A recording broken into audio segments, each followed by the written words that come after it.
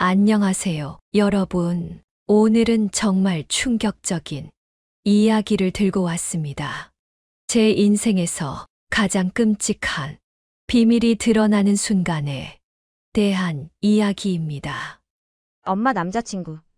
인사드릴게요. 그날 딸이 데려온 남자를 처음 봤을 때 저는 온몸이 얼어붙었습니다. 그 남자는 제가 20대 초반에 몰래 낳고 입양 보낸 아이와 너무도 닮아 있었거든요. 여러분 상상해 보세요. 내 딸이 데려온 남자친구가 내가 버린 아들일지도 모른다는 공포를, 그것도 결혼을 앞둔 상황에서 말이죠. 지금부터 들려드릴 이야기는 30년 전 제가 저질렀던 한 번의 실수가 어떻게 우리 가족 전체를 파멸로 이끌어가고 있는지에 대한 끔찍한 진실입니다. 그때가 1993년이었습니다. 지방 대학병원에서 실습을 하고 있었죠. 그곳에서 만난 외과 전공의 선생님이 있었어요. 키 크고 잘생긴 의사 선생님이 저에게 관심을 보이기 시작했습니다. 처음엔 그저 선후배 사이였어요.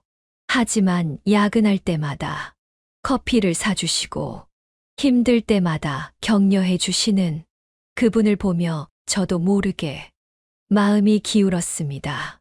그 당시엔 지금처럼 연애가 자유롭지 않았어요. 병원 내 연애는 금기시되었고, 특히 의사와 간호사의 연애는 더욱 조심스러웠죠. 그래서 우리는 몰래 만났습니다. 3개월간의 짧은 연애였어요. 그런데 그 짧은 시간 동안 제게 일어난 일은 정말 예상치 못한 일이었습니다. 임신이었거든요. 그때 저는 너무 어렸어요. 부모님께 말씀드릴 용기도 없었고 그분께 말하기도 두려웠습니다. 하지만 결국 말해야 했죠. 그런데 그분의 반응은 충격적이었어요. 미국에서 펠로우십 기회가 생겼다며 떠나야 한다고 하시더라고요. 책임질 수 없다는 말과 함께 말이죠. 그렇게 저는 혼자 남겨졌습니다. 배 속의 아이와 함께 말이에요. 부모님께는 끝까지 말씀드리지 못했어요. 대신 친구 집에서 지내며 임신 기간을 보냈습니다. 그때가 얼마나 힘들었는지 여러분은 상상도 못 하실 거예요. 병원에 가는 것조차 두려웠어요. 혹시 아는 사람을 만날까 봐서요. 그래서 멀리 떨어진 병원에서 정기검진을 받았습니다. 출산할 때까지도 혼자였어요. 아무도 옆에 없는 차가운 분만실에서 아이를 낳았습니다. 아들이었어요. 정말 예쁜 아들이었는데 저는 그 아이를 한 번도 제대로 안아보지 못했어요. 입양기관에서 온 사람들이 아이를 데려갔을 때 저는 그냥 울기만 했습니다. 그 아이의 이름도 제대로 지어주지 못한 채로 말이죠.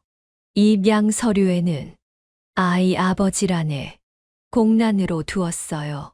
그분의 이름을 적을 용기가 없었거든요. 그렇게 제 첫 아이는 서울의 어느 가정으로 입양되어 갔습니다. 그 후 저는 다시 학교로 돌아갔어요. 마치 아무 일도 없었던 것처럼 졸업하고 취업하고 결혼하고 딸을 낳았습니다. 하지만 입양 보낸 그 아이 생각은 하루도 빠짐없이 했어요. 세월이 흘러 제 딸 지영이가 대학을 졸업하고 직장을 다니기 시작했어요. 그리고 작년부터 남자친구가 생겼다고 하더라고요. 처음엔 단순한 연애인 줄 알았어요. 하지만 딸이 그 남자친구 이야기를 할 때마다 뭔가 이상했습니다. 너무 자세히 알고 있는 거예요. 엄마 민수 오빠는 입양 아래 정말 착해. 부모님께 효도도 잘하고. 그런데 어릴 때 많이 아팠다고 해. 선천성 심장병이 있었는데 지금은 다 나았대. 그 말을 듣는 순간 제 심장이 멈추는 것 같았어요. 제가 낳은 아들도 출산 직후 심장에 문제가 있다고 들었거든요. 그때는 대수롭지 않게 생각했는데 말이죠.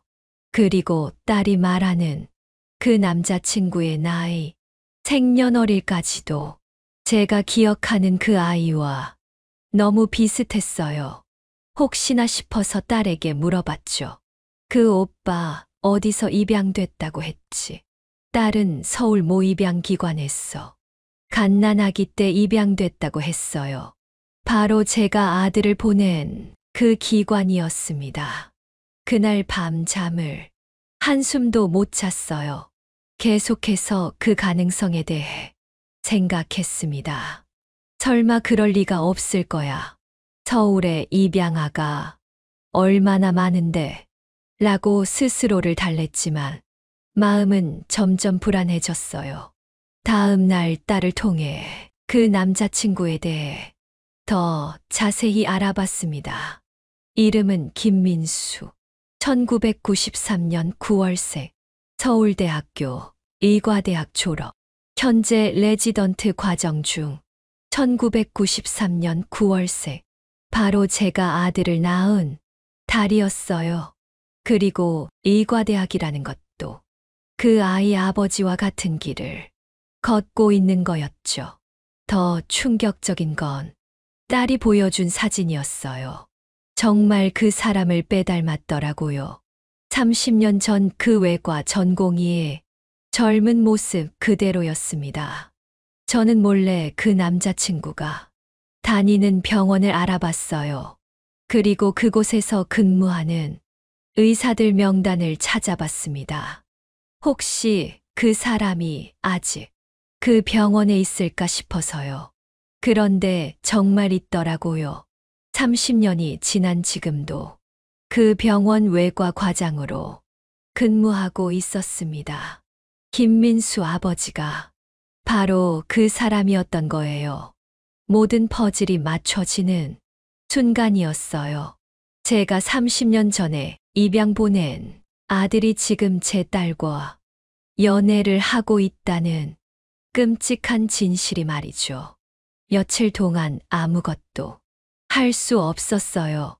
밥도 못 먹고 잠도 못 자고 그저 이 상황이 악몽이기를 바랐습니다. 그런데 딸은 더욱 행복해했어요. 민수 오빠가 프러포즈 준비를 하고 있다며 신이 났어 이야기하더라고요. 결혼 이야기까지 나오기 시작했습니다. 저는 미쳐버릴 것 같았어요. 내 딸이 내 아들과 결혼한다고 행복해하고 있는데 나는 이 사실을 알고도 막을 수가 없었거든요. 어떻게 말해야 할까요?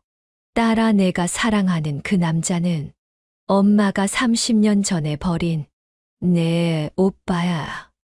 라고 말할 수 있을까요? 남편에게도 말할 수 없었어요. 30년간 숨겨온 비밀을 이제 와서 어떻게 털어놓을 수 있겠어요? 우리 가정이 완전히 무너질 게 뻔했거든요. 결국 저는 결심했어요. 진실을 확인해야겠다고 말이죠. 혹시 제가 잘못 생각하고 있는 건 아닐까 하는 마지막 희망을 품고서요. 친자 확인 검사를 의뢰했습니다. 물론 당사자들 모르게 말이죠. 딸이 쓰던 칫솔과 민수가 우리 집에 와서 쓰던 컵을 몰래 가져가서 검사를 의뢰했어요. 일주일을 기다리는 동안 정말 지옥 같았습니다. 결과가 나왔을 때 저는 바닥에 주저앉고 말았어요. 99.99% 일치. 김민수는 정말 제가 30년 전에 낳았어. 입양 보낸 제 아들이었습니다. 그날 밤 저는 편지를 썼어요. 민수에게 보내는 편지였습니다. 민수야, 이 편지를 받고 놀라겠지만 끝까지 읽어줘. 너는 내가 1993년에 낳아서 입양 보낸 아들이야. 그리고 지금 내가 사랑하고 있는 지영이는 내 친동생이고 너희들은 절대 결혼해서는 안 돼. 하지만 이 편지를 보낼 수가 없었어요. 이 편지 한 장으로 두 아이의 인생이 완전히 망가질 게 뻔했거든요.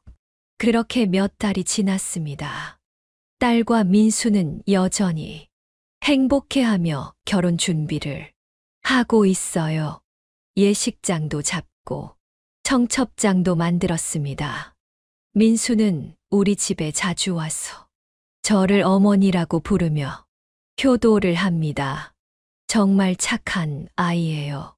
제가 키웠다면 이렇게 훌륭하게 크지 못했을 거란 생각이 들 정도로요. 하지만 저는 매일매일이 지옥 같습니다.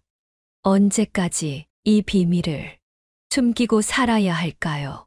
결혼식 날까지 모른 척 해야 할까요?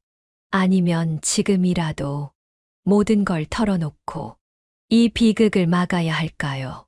하지만 그러면 우리 가족은 완전히 무너질 거고 두 아이의 인생도 망가질 거예요. 어떤 선택이 옳은 걸까요? 진실을 말해서 모두를 불행하게 만들 것인가?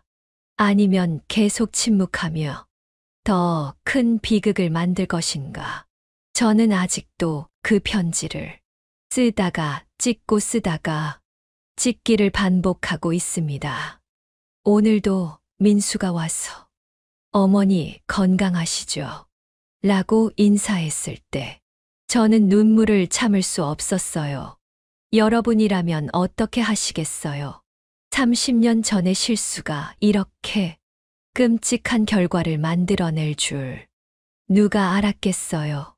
지금이라도 말해야 할까요? 아니면 이대로 침묵해야 할까요? 두 아이의 행복을 위해서라면 제가 이 고통을 혼자 짊어지고 가야 하는 걸까요? 여러분의 생각을 댓글로 들려주세요. 저는 정말 어떻게 해야 할지 모르겠습니다. 이상으로 오늘의 이야기를 마치겠습니다. 다음에도 더 충격적인 이야기로 찾아뵙겠습니다. 구독과 좋아요 잊지 마시고 여러분도 건강하세요.